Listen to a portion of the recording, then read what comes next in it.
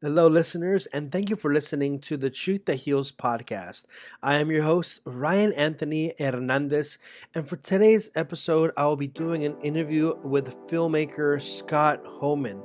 In this interview, we will be discussing his background as a former Jehovah Witness. We will be discussing shunning, and we will also, of course, be talking about his latest documentary film, which I invite all of you to please go check out. So listen to this interview, enjoy this episode, and if you have not yet subscribed or liked or given a rating to this podcast, please go ahead and do so, as this helps the podcast. And again, enjoy this episode and share it with others. Thank you.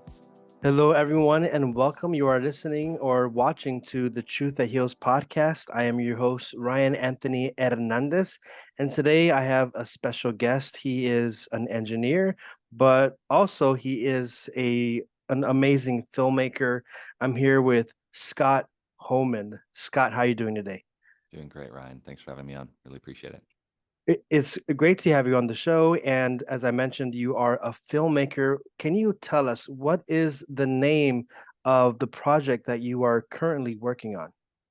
So we just wrapped up in every possible word the wrap up of Witness Underground. It's a documentary about shunning within a high control religion or cult and seeing that through the eyes of music. And one of the main themes of it is processing your trauma using self expression and music.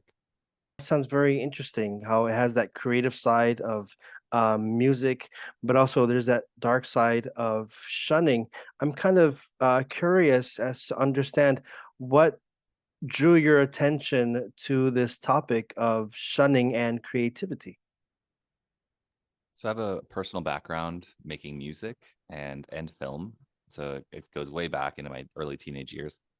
And my dad and his whole side of the family joined this religion, the Jehovah's Witnesses, when I was young. And eventually, to shorten the story as short as possible, I got out of it, and then begins the shunning, and it's something that's there's no dignified way to leave that particular religion, and that's one of the signs of why it's a cult, and it has really deeply affected my life. To be cut off completely from parents, from siblings, from grandparents, from aunts, uncles, cousins, and and I wanted to talk about it because the punishment there's risks to doing this kind of film or talking about this topic vocally. I have a YouTube channel and a podcast about it. Um, but the risks are that they won't speak to you again. But that already started. That was like that's day one punishment. So I was like, well, I have really nothing to lose with these relationships. They don't exist anymore, and that is interesting. That's the topic. So I'm just going to lean into it instead of being just hurt by it or affected by it in a negative way.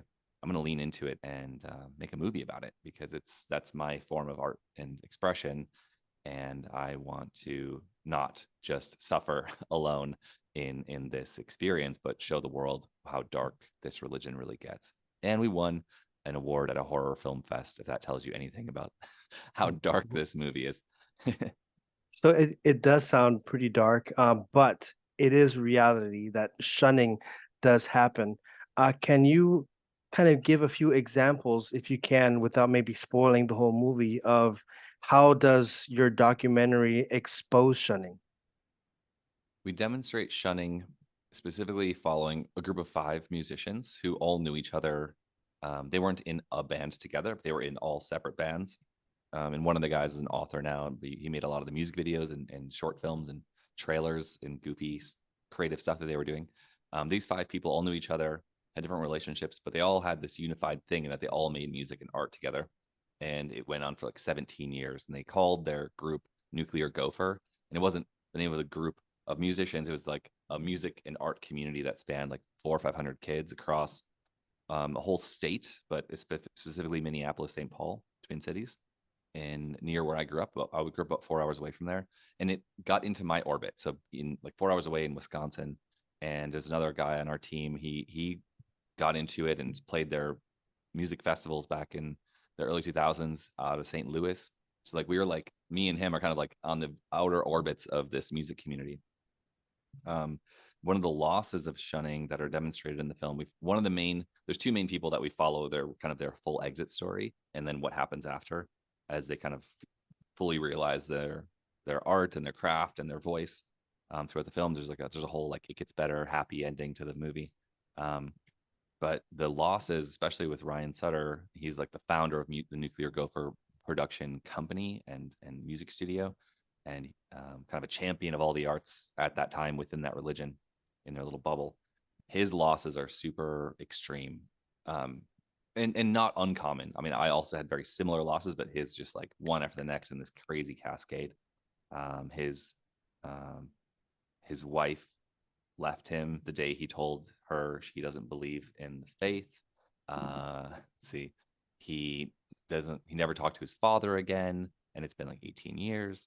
Um, like big losses, and like loss of innocence. You lose your community, your friends cut you off, that kind of thing. It's like that's the universal experience of leaving this religion.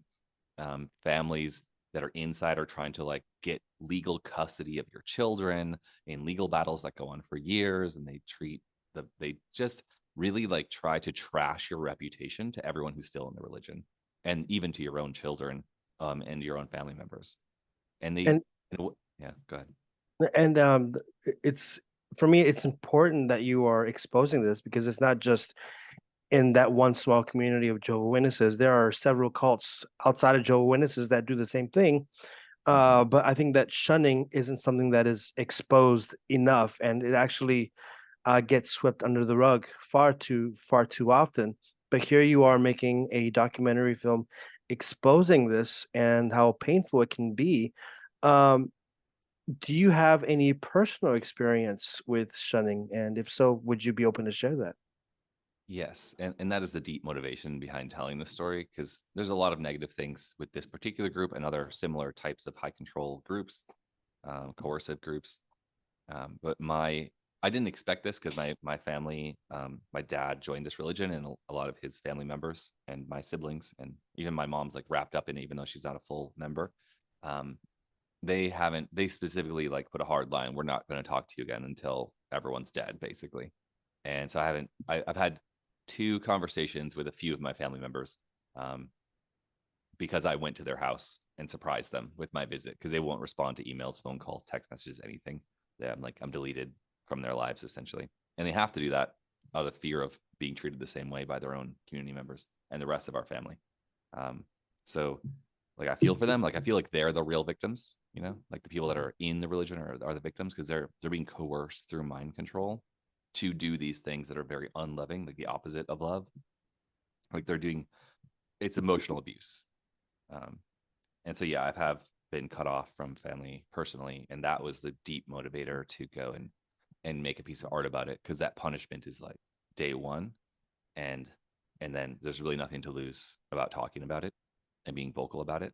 It might hurt them on some level, and that's not the goal of the project. Like they might suffer socially from this movie existing and their own family member being a part of it in their community, in that religion. But I don't know. At some point, like those relationships don't exist anymore. They're totally dead, and I can't care anymore if they don't care at all, kind of thing. Anyway, Yeah. so I'm not trying to hurt them. I just want to expose this so other people can be warned that this religion is not a healthy thing to join. They they tell you basically, people think that they're like a benign Christian group who are well-meaning and just like to talk about Jesus and like focus on that thing, but they're actually like a coercive mind control cult who believe that you're all going to die at the hands of Jesus, and they act accordingly. They don't really care about anyone outside of their own group, including Yeah, their own family. what I thought was that, I see Jehovah's Witnesses outside the park or outside, I don't know. I see them outside sometimes standing there. I thought they were like, very nice, loving Christians who are praying for us and who wish the best on the world. But then I'm uncovering through, having guests like yourself, and also a quick shout out to Micah, that, Micah what they're, Almash, oh, both he's mentally diseased and the Apostasy book trilogy that he's written. shout out to Yeah. Micah. But I'm starting to realize that it's not what I thought. That's what I thought as an outsider, but speaking to insiders, I see that there's more of a kind of a darker mentality behind what they're doing, which is unfortunate. And like you said, you feel that they are in some ways also the victims because they have all this coerciveness behind them. I'm kind of curious, how did it feel when you were able to find your voice, express yourself through creativity and filmmaking, and how much of an impact has that had on your life? It's a great question. Thank you for asking that. It it's been an interesting journey making this movie specifically. Like I made another movie about music, but it has no real depth to it. It's just like, hey, here's music in another country and culture in Vietnam. And that was sort of like the prototype. Can I do it? Can I make a whole movie? And this one was the one that was the burning desire to tell this one personally and to actually dive in, lean into the story that's like deeply personal. Felt like a personal attempt at therapy and without ever having any real therapy before making the movie. And I started out with a different series that is on YouTube called XGW Coming Out, and using the language of coming out, like it's a similar experience to what a LGBT community member might experience when they finally reveal that they live a different lifestyle than is considered standard. Um, they can be ostracized by family and friends, and you never really know who you can trust until you kind of say it, and then all right, the cards will fall where they may. Um, so we use that language, but I was sort of leaning into this story, like, and I was behind the camera, and in this movie, this was like the born of that project. But those were individual interviews and talking to that person and then showing their modern life. Like, how did you land on the outside after that tragic thing? Like, what's your story? Where did you land? How did it work? Let's show the audience like that you sort of got somewhere and that you're okay, or that you're enjoying, or that you're thriving, however, whatever place you're in.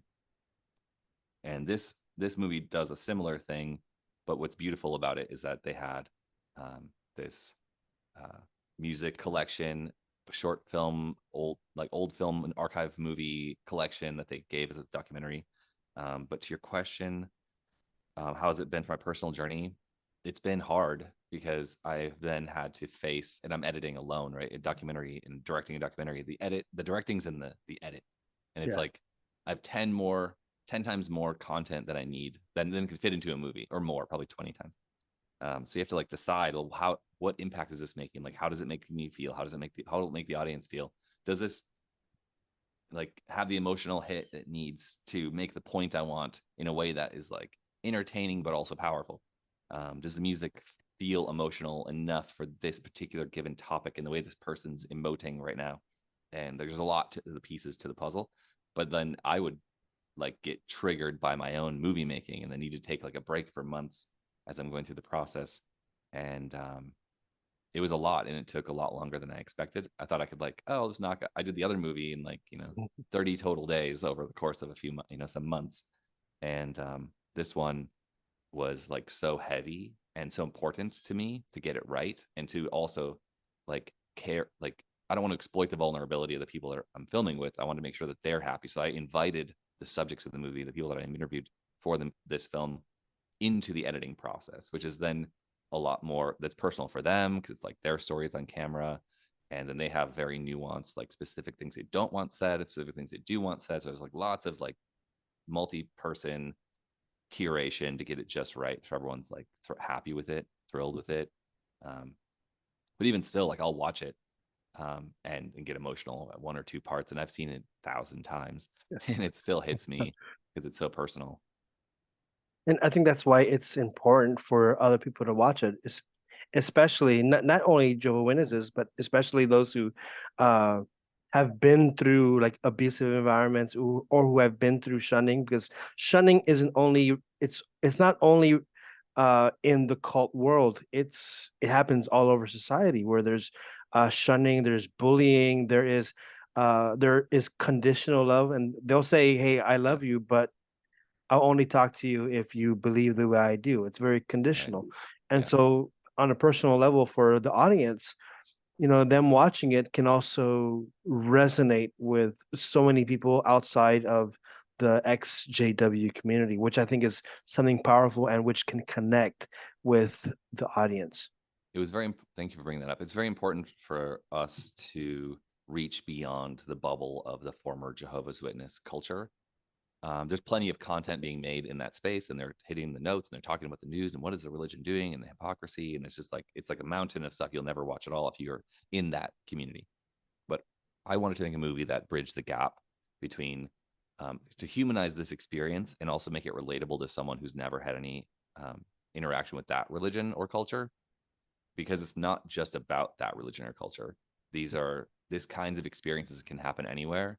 And we also sort of demonstrate something that's powerful for any kind of human being from any walk of life, and that you can use the power of art and creativity to help cope when you're in a difficult situation and help process when you finally like break free. It might even help you break free.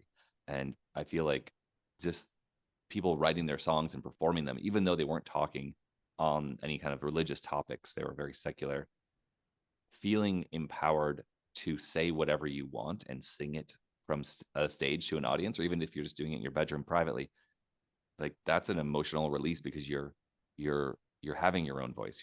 You're speaking. You're doing a self-empowerment act by saying what you want. Where like you're often, especially in this kind of group, told what to think, how to think, what to say, what is correct, what is not correct, what the rules are. Stay within these boundaries.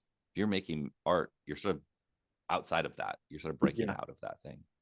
And And that's something that I love about that you capture in the film is it's following these individuals who are into music and music for me personally and all forms of art. It's very, like you said, it's supposed to be outside of boundaries, very expressive. And you mentioned how one of the persons who was in your film, how he is now an author. mm-hmm. So you see this creativity even after leaving Jehovah's Witnesses. But I wanted to ask, have you seen people who have left the cult and are still closed or shelled? And like, have you seen people who haven't really healed? How does that look? Or were you ever Yeah. personally in that bubble? I think my deconversion happened while I was in the religion. Over the course of my entire life, like I was kind of skeptical in a few ways throughout my life and resistant to their pressure and coercion, more so than maybe the average witness, a lot more so than the average, I think. And um, there's an interesting thing. I feel when I started doing this film, like when I left, I was like, okay, I don't have to do any of that anymore because none of it's real. It's all a fiction. Wow. How did I put up with that for so long? I never really believed in this and this and this and that and this. I can't believe that I'm like still in my mid 20s, like still in this thing. So when I walked away, it was like, I'm done and I don't need to look at it again. I didn't need any more like deconversion logically or otherwise. I had been doing that for like a decade or more. But a lot of people don't have that. They get the rug swept out from underneath them and they just begin the deconversion process right then. And it's a lot to handle for a lot of people. And tragically, people end their lives at that point because it's too much for a lot of people. But what I've seen when I started making this movie, um, I'd already been doing the interview process with XGW coming out for 2 years. And then I was like, well, there has to be other people like me. For sure, other people have left this religion. Who are they? Where are they? Started looking on the internet for the first time to see if there's other former Jehovah's Witnesses who are saying anything on the internet. I'd never thought to do that or cared.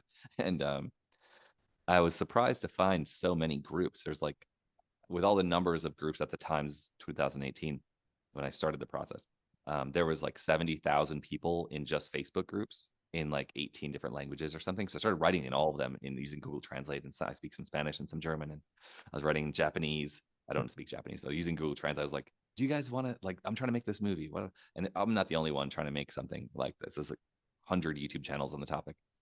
Um, but I was surprised to see like there's people. It seems like there's like a grief process where it's like people are angry and upset and disillusioned and can barely believe that this is the situation that they're in, that they've lost their family all of a sudden.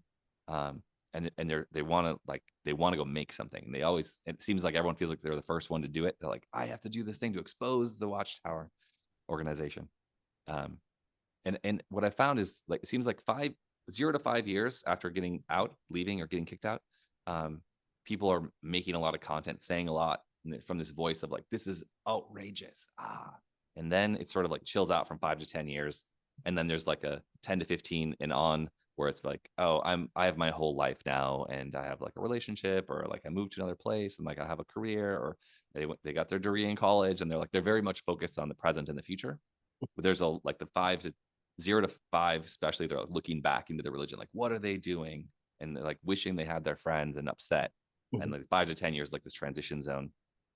And it was like my 8th year when I started making the interview process, um, trying to expose this idea of shunning and like bring awareness, like how to land on the outside. And it's like one of my proudest things is landing on the outside and living my life the way I wanted to after leaving. I absolutely love it. And I feel like most of the movies and documentaries on the topic have been very much like, what is the trauma? Let's focus on that. And then they roll credits, and it's like reveling in that, the drama of the trauma. And I wanted to make something that didn't do that, because I wasn't proud of my background, and I am proud of my background and how I've transitioned and successfully navigated cult mind control. Like not everyone can say that. Like some people get sucked into a cult and they don't even know it. Um, and it's the few of us that get out who are like the self-selected, strong-willed group who have, despite all of the programming and coercion, gotten away from this control system that's really manipulative. Like we're a special breed of people, and we have a lot to say, and we've figured out the path, right? But yeah, there's a lot of people who are kind of stuck, and there's even like special language. They call it POMO, physically out, mentally out. That's me.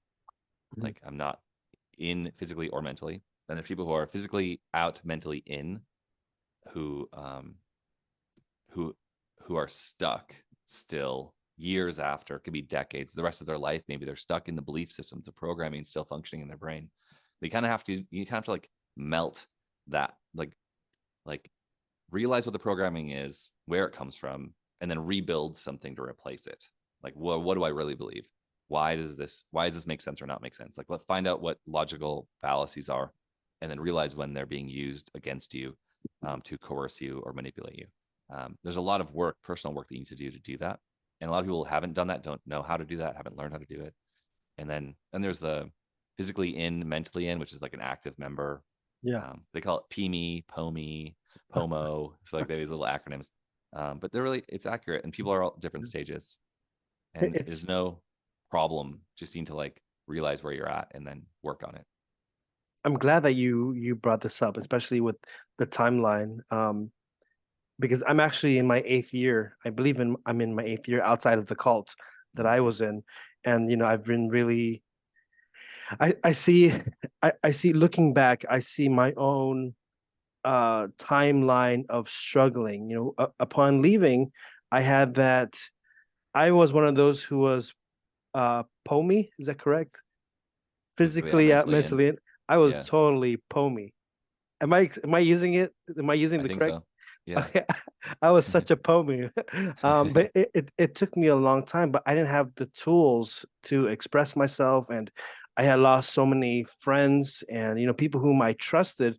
That's all out the window. Plus, there's the shunning, and then not just the act of being the victim of shunning, but also uh kind of like leaning back to what Micah Losh, what he's spoken about in his books, also feeling that I'm a source of being mentally diseased, feeling that I'm the problem here, and then trying to unravel and opening my eyes to, hey, there's a life that I can live to the full. And for me to live to the full, I had to find my voice. And it did become a healing journey for me.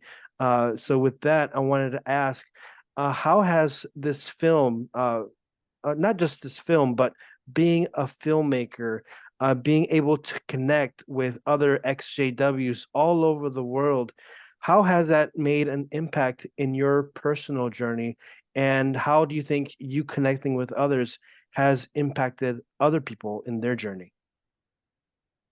The connection across the world with other former witnesses, has been is something that started the process of making the interview series, actually, because I was living in Asia, and I had dated someone um, who we never talked about being a part of that religion during the time we dated. And then like a year later, like she wrote me, she's like, hey, something happened and I wanted to talk to you about it. And when I found out that she was a part of that religion, it was like, oh my God, that's crazy. And I Hmm. was when I was in Asia, I was living with this woman from England with a group of people. Like it was like a shared living space.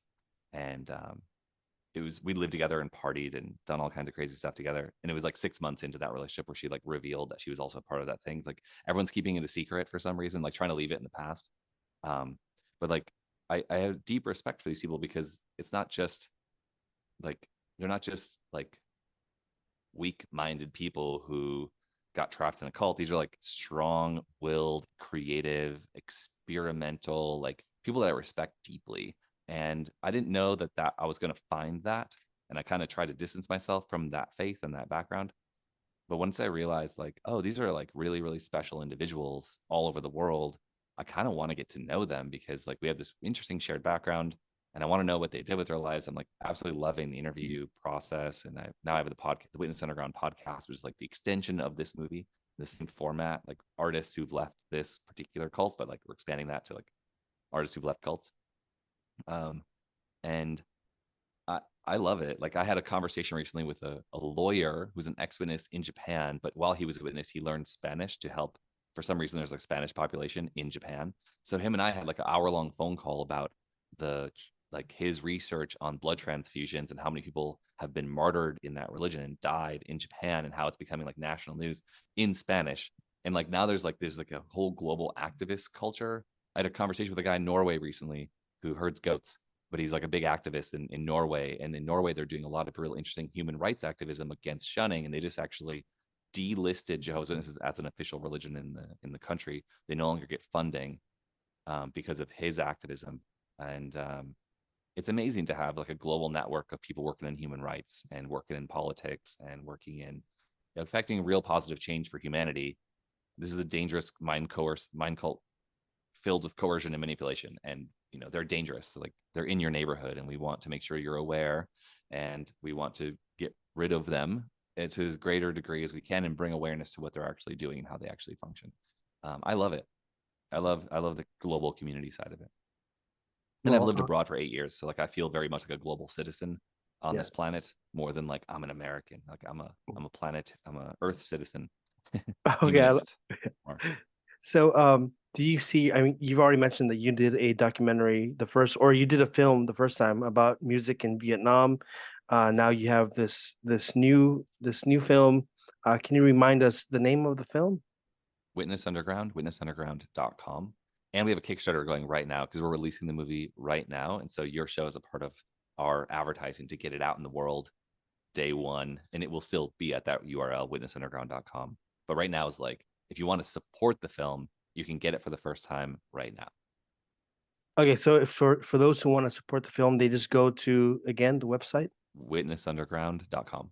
Perfect. So to the audience, go check out witnessunderground.com. Support this project that Scott is doing. And to kind of start wrapping things up, um, what are your goals after this? I mean, are there any more projects? Do you see yourself perhaps maybe doing like a, I know you mentioned earlier about how it's taken up, you have so much content and you have to kind of break it down to fit into like a watchable film. But in the future, do you see yourself perhaps making a series or maybe writing a book? Where do things go from here? Great question. I have so the YouTube series, the XW coming out as a YouTube series, that's ongoing. We have 2 seasons out already on our YouTube channel by the same name, Witness Underground. And XW coming out as that series. And I have like 18 more episodes in the can already for that. So that's like an ongoing process. Season 3 is going to be all the extra content from this movie, Witness Underground, the documentary, following all the other interviews from it. And we have the podcast, which extends for this film, the Witness Underground podcast, which is the same kind of idea, which I love. Actually, the love I found during this process of making this movie was that like it takes a long time to make a movie, and I've Yeah. always wanted to do that, run it through the film festivals, which we did. We went to 11 festivals, which is so good. Like 6 7 of them were like really good festivals, and we won that award at Genre Blast. Shouts out to Genre Blast. They're amazing. um, but I started doing a podcast then because I was like, well, how do we market this film release? I don't know. I've always wanted to do a podcast. Let's give it a try. And season 1 is a bit wonky and like focused on the film festival run. Season 2 has been like deeper musician interviews. I love doing it. And you can take a single interview and turn it around in a couple weeks or a week or a month, or depending on how long it takes. But like a film is like years of your life and years before that message gets out into the world. So I'm a huge podcast listener. I listen to like 30 to 50 hours of podcasts a month. And this Kickstarter month is not a normal month, so I haven't been, but normally I listen to a lot. I love long format and I love creating it. I love helping out artists like put their art out into the world and creating a platform where it's a place where you can find amazing art. And I feel like we're carving out a new kind of genre, like post-faith music, post-cult music and art and literature. And like, what is the process of completely changing your worldview? How does that work? There's a lot of memoirs in this space. There's a lot of self-help books in that space because it's a difficult process, but it's also such a huge rewarding process. And a lot of the music highlighted in our film and in the Kickstarter, we have 32 albums, and like 12 of them are from In the Religion, like fully secular, non-religious music. And then there's like, I think it's 16 albums from that same community who made art about leaving this faith and like finding their voice, which is like really empowering music and really like they're amazing musicians. They're not just, it's not some weird, quirky, there's a show in New York called Music of Mind Control by Micah something, another Micah. We were on his show, but like I love that concept. There's a lot of really bizarre music there, and I want to say like this music in our film, he's doing great work, but like I feel like we've got something that's like really, really powerful, really catchy, empowering music that I wanted this to be the soundtrack to your life, and the Nuclear Gopher and post Nuclear Gopher music is special. And then beyond that, the Witness Underground podcast, the music that we've highlighted from musicians all over the world, is also part of the Kickstarter and is also something that we're going to keep on pushing out there and bringing in new artists and like highlighting their music. And it's super fun. And I love to keep doing it. So the Witness Underground podcast will continue on as an extension to this film. I love it. And to the audience, go please subscribe to the channel, your YouTube channel, and to follow up all your work, and please support this project. I've had the opportunity of watching this documentary, or at least most of it, and I find it to be a very important message that needs to be heard by many people out there. That shunning sucks, but there can be a life outside of that bubble. So again, thank you so much, Scott, for sharing that message. I think it's a beautiful message that people can live outside of the shunning world, and I'm glad that you're using your talents to make such important projects such as this film. Thank you so much. Really appreciate that, Ryan. And I'm excited for our future. We're gonna work together again. All right. Well, thank you so much, and to the audience. You've been listening to the Truth That Heals podcast. I am your host, Ryan Anthony Hernandez, and you've been listening to me speaking with filmmaker Scott Homan. Have a wonderful day.